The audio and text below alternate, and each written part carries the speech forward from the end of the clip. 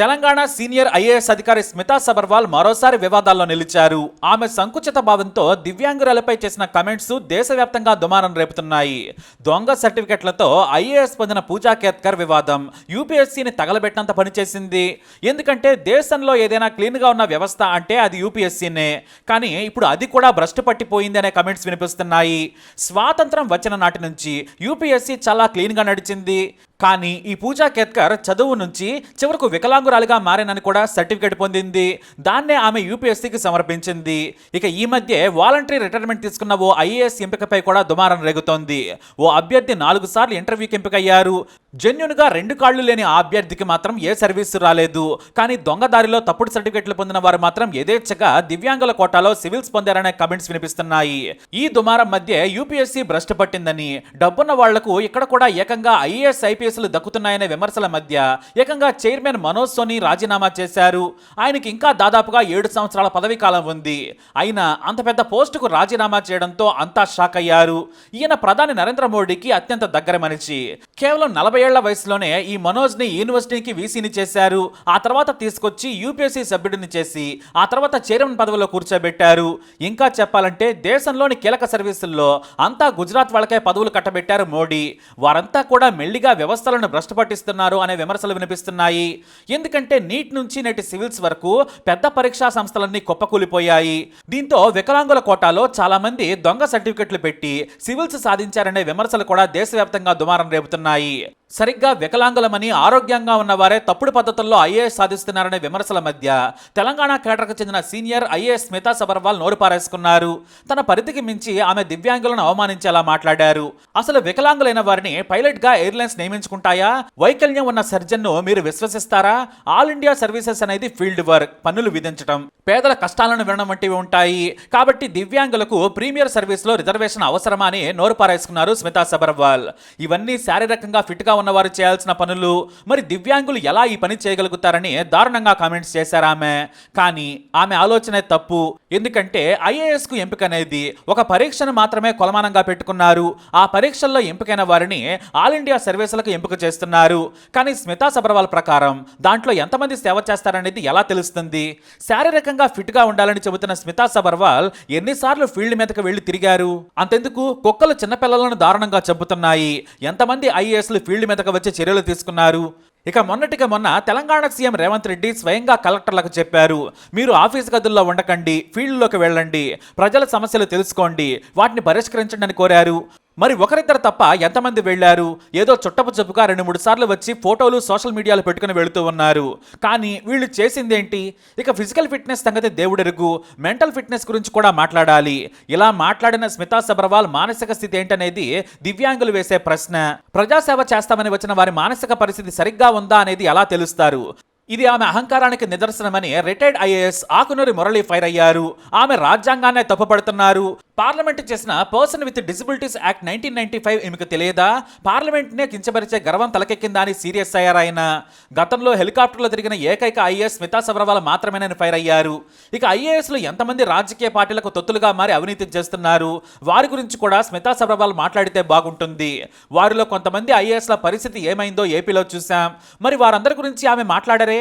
కేవలం దివ్యాంగులు మాత్రమే పనికిరానన్నట్లుగా చెబుతున్నారు. మనసులో ప్రజలకు సేవ చేయాలనే తపన ఉంటే చాలు, ఎవరైనా ఏమైనా చేయొచ్చు. ఇంకా చెప్పాలంటే దివ్యాంగులైనా కూడా దివంగత జైపాల్ రెడ్డి గొప్ప పార్లమెంటేరియన్ అయ్యారు. 100 కాదు 1000 సభల్లో పాల్గొని ఆయన ఎంపీగా గెలిచారు, కేంద్ర మంత్రి కూడా అయ్యారు. నిజాయితీగా పనిచేసి గొప్ప నాయకుడు అనిపించుకున్నారు. ఇలాంటి ఉదాహరణలు ఎన్నో ఉన్నాయి. కానీ స్మితా సబర్వాల్ మాత్రం దివ్యాంగులనే తప్పు పట్టడం ఆమె తెలివి తక్కువతనానికి నిదర్శనం అంటున్నారు. ఇది అహంకారపూరితమని దివ్యాంగులు దేశవ్యాప్తంగా ఫైర్ అవుతున్నారు.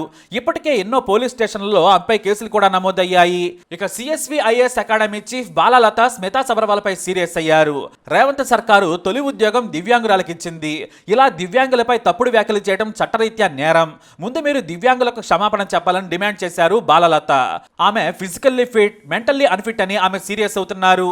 సారీ చెప్పకుంటే గనక సీఎం రేవంత్ రెడ్డి, సీఎస్ శాంతకుమారి చర్యలు తీసుకోవాలన్నారు. వాస్తవానికి బాగా చదివే వారిని ఇలా గుడ్డిగా ఎంపిక చేయడమే యూపీఎస్సీ తప్పు. మానసిక పరిస్థితి ఇలా బాగోలేని వారు వ్యవస్థలను తప్పుదారి పట్టిస్తున్నారు. కొంతమంది అవినీతికి బరితెగిస్తున్నారు. కాబట్టి ఇలాంటి మానసికంగా ఫిట్గా లేని వారిని ఏరిపారేసే వ్యవస్థ ఏర్పాటు చేయాలని దివ్యాంగులు కూడా కోరుతున్నారు. ఎందుకంటే ప్రతి 5 ఏళ్లకు ఓసారి ఈ ఐఏఎస్ల పనితీరుపై ఆడిట్ చేయాలి.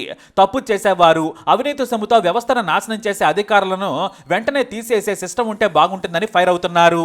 గతంలో తెలంగాణ సీఎంగా కేసీఆర్ ఉన్న సమయంలో భారీ అవినీతి జరిగిందని, వాటి విషయంలో స్మితా సబర్వాల్ కూడా విచారణ కమిటీ ముందు హాజరయ్యారు. ఇలా దివ్యాంగుల గురించి చులకనగా మాట్లాడటం తప్పని తెలుసుకుని క్షమాపణ చెప్పాలని డిమాండ్స్ వినిపిస్తున్నాయి. కానీ స్మితా సబర్వాల్ మాత్రం ఏమాత్రం తగ్గడం లేదు. తాను కమెంట్స్ చేసినందుకు విమర్శిస్తున్నారు. ఇక బాలలత విసిన సవాల్కు నేను సిద్ధం, కాకపోతే ఇప్పుడు యూపీఎస్సీ పరీక్ష రాసేందుకు ఒప్పుకోదేమో అంటూ సెటైర్ వేశారు. మరి ఆమె చేస్తున్న పనేంటో కూడా ప్రశ్నించాలని బాలలతను విమర్శించారు. వాస్తవానికి సివిల్ సర్వెంట్స్ ఇలా వివాదాల్లో తలదూర్చకూడదు. తన పని తాను చేసుకుపోవాలి. కొన్ని నియమ నిబంధనలకు లోబడి పని చేయాలి. కానీ స్మితా సబర్వాల్ మాత్రం గత ప్రభుత్వంలో ఇచ్చిన స్పెషల్ పవర్స్తో అహంకారం తలకెక్కించుకున్నారని రిటైర్డ్ ఐఏఎస్ మురళీ ఫైర్ అయ్యారు. ఫిజికల్గా ఫిట్గా ఉన్నవారు ట్రైనింగ్ పీరియడ్లో జాయింట్ కలెక్టర్గా ఉన్న సమయంలో తప్ప ఎవరూ బయటకు వెళ్లారు. అంతా ఏసీ గదుల్లోనే కూర్చుంటారు. ఏమైనా ఏదైనా పరిస్థితి తలెత్తినప్పుడు ఉన్నతాధికారులు ఆదేశిస్తేనే కదులుతారనేది వాస్తవం. ఎవరైనా సరే ఐఏఎస్ల దగ్గరకే వెళ్ళాలి, కానీ వారు మాత్రం ప్రజల దగ్గరకు రావడం తక్కువ. వచ్చిన అతి కొద్ది మంది ఆఫీసర్లు మాత్రం మంచి పేరు తెచ్చుకుంటున్నారనేది కూడా వాస్తవం. అయితే దివ్యాంగుల గురించి తన భావ ప్రకటన స్వేచ్ఛను బాగా వాడుకున్న స్మితా సబర్వాల్ అవినీతిలో కూరుకుపోయి కోర్టుల చుట్టూ తిరిగి జైలుకు వెళ్లే వారిపై మాత్రం ఆమె కామెంట్ చేయరు. కేవలం బయట వారికి మాత్రమే నీతులు చెబుతారు స్మితా సబర్వాల్ అని దివ్యాంగులు ఫైర్ అవుతున్నారు. కానీ ప్రజాసేవకు వైకల్యం అడ్డురాదు. తెలివిలో ఎవరికీ తీసుకోరనేది వాస్తవం. ఇంకా చెప్పాలంటే ఆమెకు దివ్యాంగులైన పిల్లలో లేదంటే కుటుంబ సభ్యులు ఉంటే ఆ బాధ తెలిసేది. ఎవరూ కావాలని దివ్యాంగులుగా పుట్టరు. వారి దురదృష్టం కొద్దీ అలా ఉన్న ఏకైక జీవితాన్ని సాగిస్తూ ఉంటారు.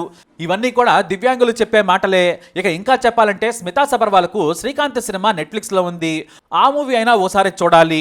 అసలు కళ్ళేలేని శ్రీకాంత్ విదేశాల్లో చదువుకొని 100 మందికి ఉపాధి కల్పించి కోట్ల వ్యాపారం చేస్తున్నారు.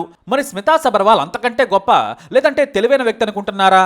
అలా అనుకుంటే ఎవరేం చేయలేరని పలువురు నెటిజన్లు కూడా సీరియస్ అవుతున్నారు. ఇక బీఆర్ఎస్ నేత హరీష్ రావు కూడా స్మితా సబర్వాల్ పై సీరియస్ అయ్యారు.